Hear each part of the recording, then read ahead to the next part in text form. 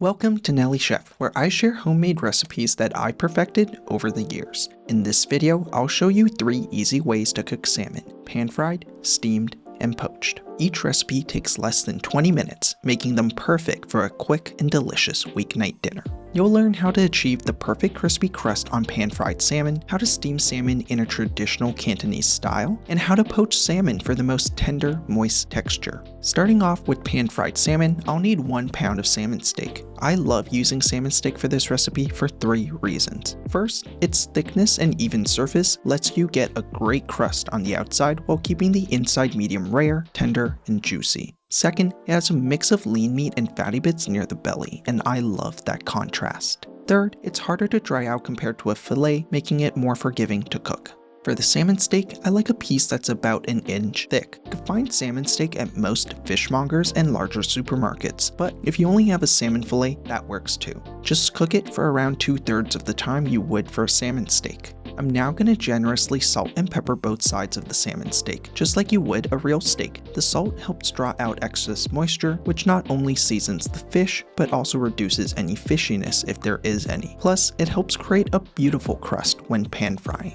After seasoning both sides, let the salmon sit at room temperature for around 10 minutes. This allows the seasoning to absorb and ensures the fish cooks evenly, preventing the inside from being too cold while the outside sears. For our sauce, we need 3 tablespoons of regular soy sauce and 2 tablespoons of Canadian maple syrup. For our aromatics, it's quite simple. We'll just need 2 ounces of ginger cut into thin slices and 3 cloves of garlic, simply crushed. Now let's head over to the stove. I'm using a stainless steel pan, which is great for getting a nice even sear. To prevent the salmon from sticking, I need to properly preheat the pan and use the right amount of oil. I'm heating the pan over medium-high heat for around 5 minutes. This allows the metal to expand slightly, creating a smoother surface at a microscopic level. When we add oil, our properly heated pan forms a natural nonstick layer, preventing the fish from sticking. To check if the pan is hot enough, I like to use the water drop test. Just flick a tiny bit of water onto the pan. If it sizzles and dances around before evaporating, the pan is ready. Once we pass the water drop test, I'll add a tablespoon of oil and swirl it around. The oil should shimmer but not smoke. This means it's at the right temperature and the salmon will sear properly without sticking.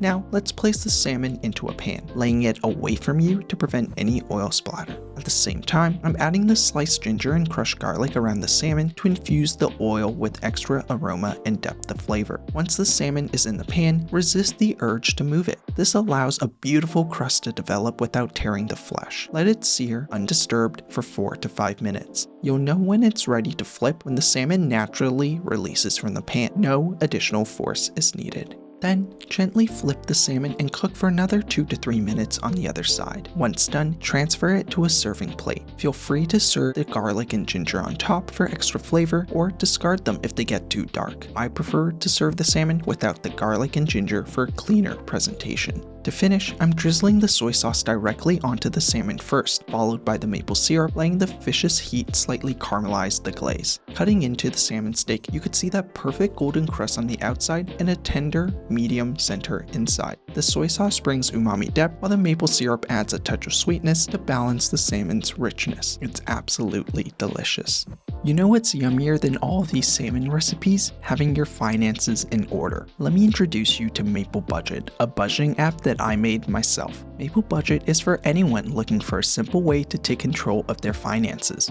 You don't need to link your bank or spend weeks figuring it out. With the Maple Budget app, you're able to input and track all of your expenses in an easy-to-use app. Just open Maple Budget, hit the plus button, pick a category like groceries, type in your purchase details, add an amount, and then tap Add Transaction. Boom, it's right in there. At the end of the month, you'll see exactly how much you spent, where you spent it, and whether you stayed on budget. It's that easy with this app. If you prefer using Google Sheets instead, I also have a free Google Sheets budget template that you could find in the description. So download Maple Budget today. Now, let's get back to cooking, shall we?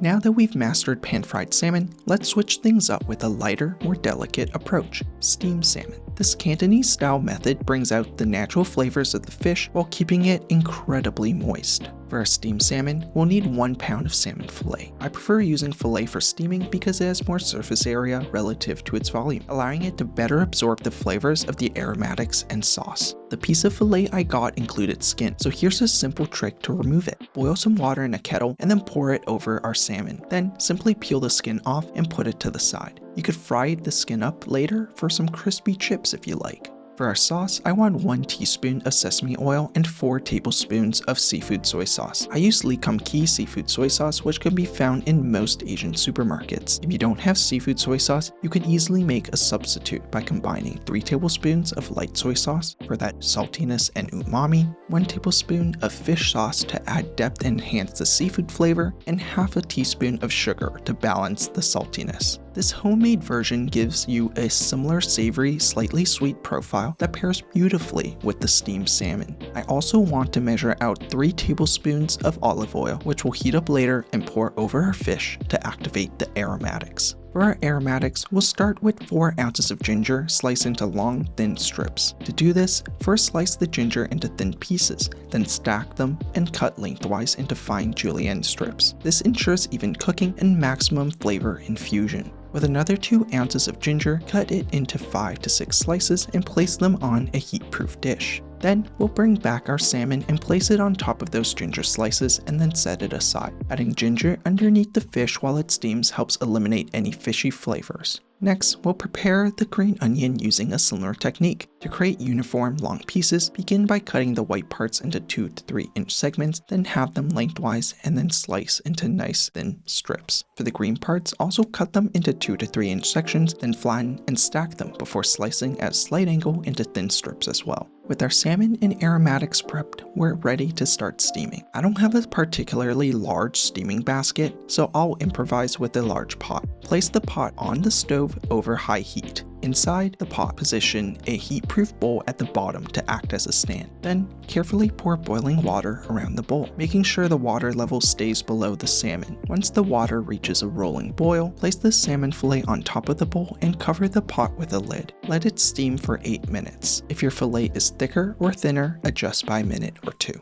About 4 minutes in, start heating the olive oil in a small pot over high heat. You'll want to let it heat until it just starts to smoke. This ensures that it's hot enough to activate the aromatics. After 8 minutes, the salmon should be fully cooked. It will have turned a pale white color and should be moist and flaky. Carefully discard any excess liquid, then gently transfer the salmon to your serving plate. Now, it's time to build the final layers of flavor. First, arrange the green onion, followed by the sliced ginger over the salmon, then drizzle the seafood soy sauce over the top. Finally, take all the sizzling hot oil and carefully pour it over the aromatics. This step instantly activates the ginger and green onion, releasing their fragrant oils and enhancing their flavor. You'll hear a satisfying sizzle as they bloom in the heat. Now, our steamed salmon is ready to serve. Light, aromatic, and packed with delicate flavors. It's just like preparing a whole steamed fish Cantonese style, but in a smaller portion, perfect for a weeknight dinner. It's also just as delicious.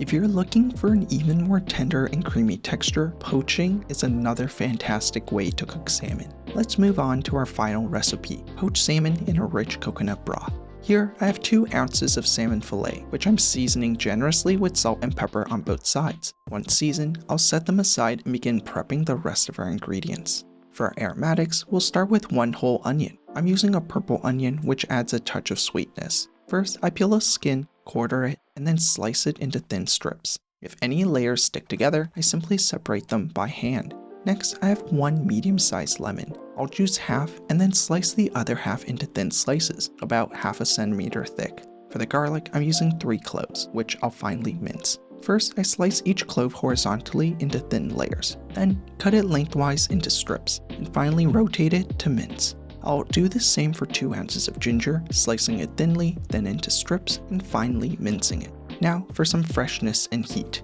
I'm taking a few sprigs of cilantro, bundling them together, and finally chopping them. Then I have Thai red chilies, which I'll slice into small rounds to add a bit of a spicy kick. Normally just use 2 or 3, but I like it a bit spicy, so I'm adding a few more. For our poaching liquid, I have 1.5 cans or 3 cups of coconut cream. This creates a rich, silky base for poaching. If you don't have coconut cream, you could use coconut milk, but definitely don't use coconut water. It's too diluted to provide any flavor. I also have 2 cups of vegetable broth. The coconut cream alone isn't enough to fully submerge the salmon, so we're adding broth to achieve the right poaching depth. Notice the splatter when I pour the vegetable broth this way. Simply turn the current around and pour. This will create a smoother, continuous flow. Now, let's head over to the stove. I'm turning the heat to medium-high and preparing my stainless steel pan just like before, getting it hot enough to pass the water drop test. Once the pan is ready, I'm adding 1 tablespoon of olive oil and letting it heat until it starts to ripple. Now, I'll add our ginger, garlic, and Thai red chilies. After 30 seconds, I'll add the sliced onion and stir fry it until it turns slightly translucent, which should take around 3 to 4 minutes. Once the onions have softened, I'll spread them into an even layer to create a bed for our salmon. Then I'll carefully layer the lemon slices on top, followed by our 2 salmon fillets. Now I'm pouring in our coconut cream first, followed by the vegetable broth. The poaching liquid should just cover the salmon. It should cradle the fillets rather than fully submerging them. If you need a bit more liquid, simply add more vegetable broth. Finally, I'll season with a bit more salt and pepper. Next, I bring the liquid up to a gentle boil. Once it starts bubbling, I'll reduce the heat to medium-low, add the chopped cilantro, and cover the pot with the lid. The salmon will poach gently for 10 minutes. If your fillets are on the thicker side, cook them for additional 2 to 3 minutes.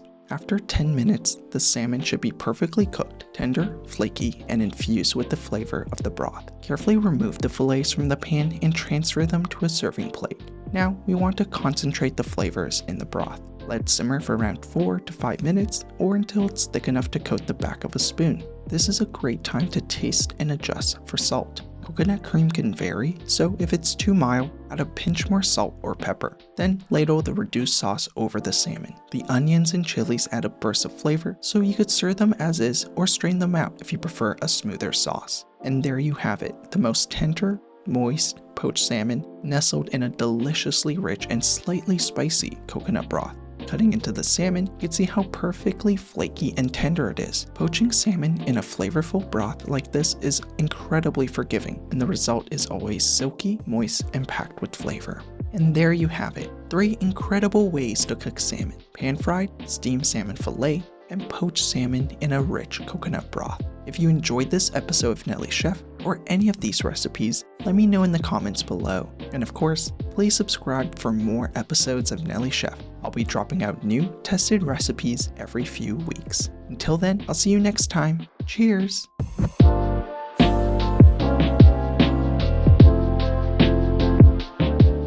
You know what's even yummier than all these salmon?